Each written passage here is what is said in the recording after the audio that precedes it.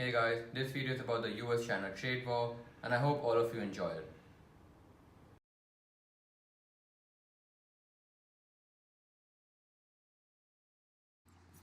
I'm sure that all of you would have heard about the US-China trade war, since it's one of the most important pieces of news these days. Before understanding the situation between these two global superpowers, I would like to spend some time discussing what exactly a trade war is. A trade war is, in a sense, a war in which countries try to harm other nations' trades by imposing high tariffs or taxes, or by the imposition of quota restrictions.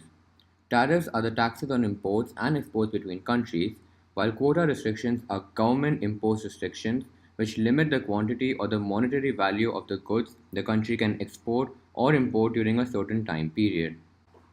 It is also important to understand that this is not the first time a trade war is happening. Such situations have occurred in the past also.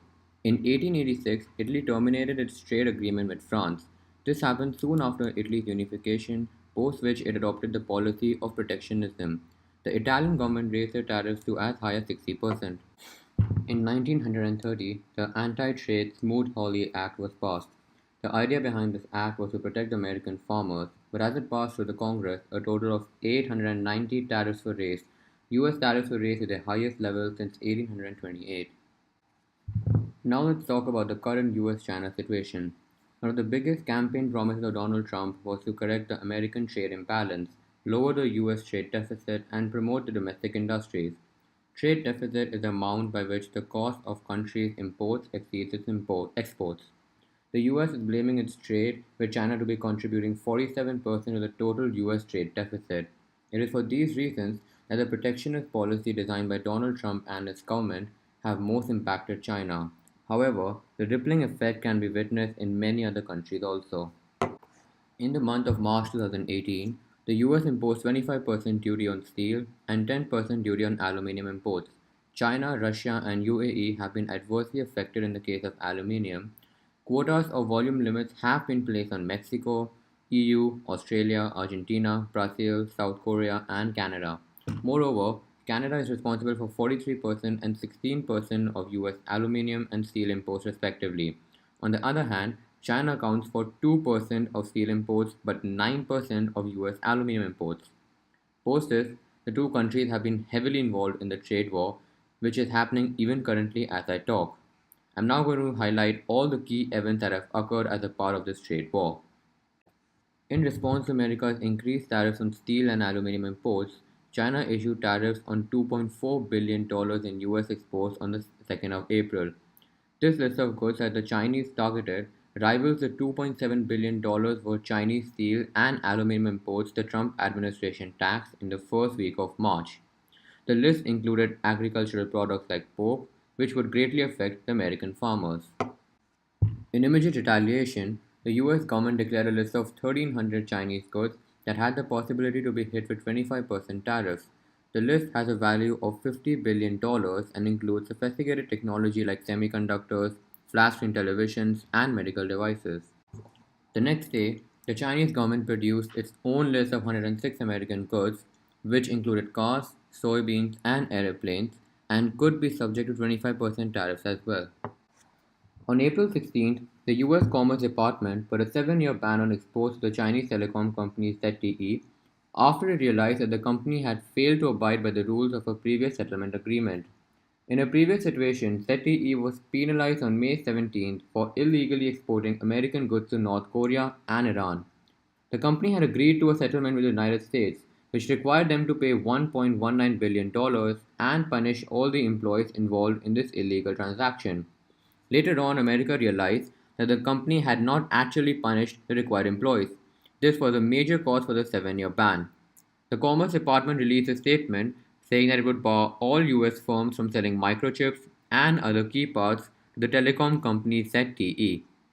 In response to this ban, ZTE announced in early May its plans to cease major operating activities due to the financial losses caused by the United States.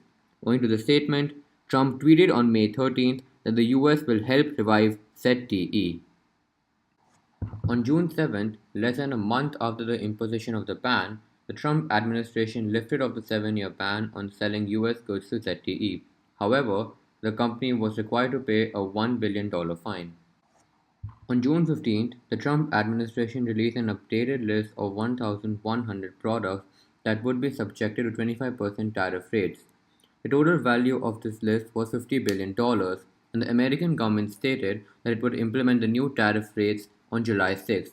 However, implementation of this tariff rate on the 1,100 products list would have adverse impacts upon the Americans too. More than 90% of the items on the list are intermediate inputs or items required by the US firms to assemble end products. Therefore, this new policy would actually harm American businesses and raise prices for the American consumers. China responded to this new decision by issuing a revised list of $50 billion in the US products that would be subject to increased tariffs starting from July 6th as well. The list primarily targeted the US agricultural sector. On June 18th, Trump threatened to impose tariffs on additional $200 billion worth of Chinese goods. Trump also stated that if China would not agree to the trade concessions laid out by his administration, all the $505 billion Chinese goods which enter the United States would face increased taxation.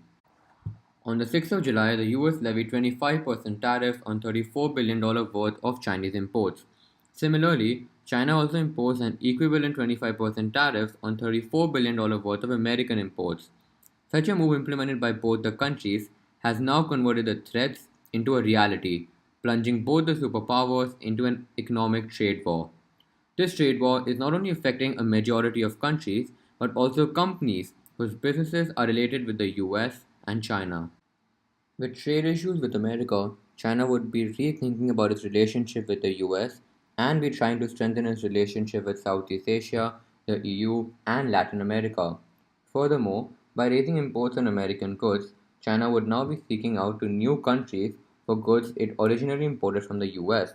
Pork is one of the largest Chinese imports from the US, which is also found in plentiful abundance across parts of Latin America and Asia. Therefore, pork companies in these regions can expect positive growth. The supply chain of the global technology industry would also get severely impacted due to the trade war. Taking the example of the American company Apple, a lot of its product components are produced in China.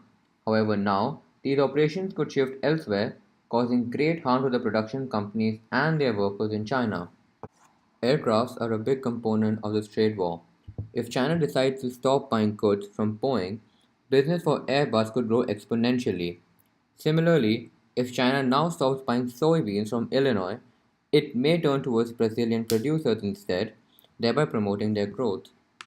While Trump might be instigating this trade war, it is starting to directly backfire upon the United States. The problem started with Trump's tariffs on steel and aluminum. The tariffs negatively affected Harley Davidson since importing steel and aluminum became a lot more expensive, driving up the production costs exponentially. Furthermore, the European Union also announced tariffs on the company's US made products. Owing to these reasons, Harley Davidson has announced that it would move more of its productions offshore, which is outside America. This is humiliating for the Trump administration since such a famous American company is threatening to stop its majority of productions in America, going directly against Trump's economic policies. The latest news on the trade war is that the International Monetary Fund has warned that the escalating trade war could cost the global economy $430 billion. The current threats made by the US as a part of its protectionism policy is risking global growth to be lowered by as much as 0.5% by 2020, or about a loss of $430 billion in the global GDP.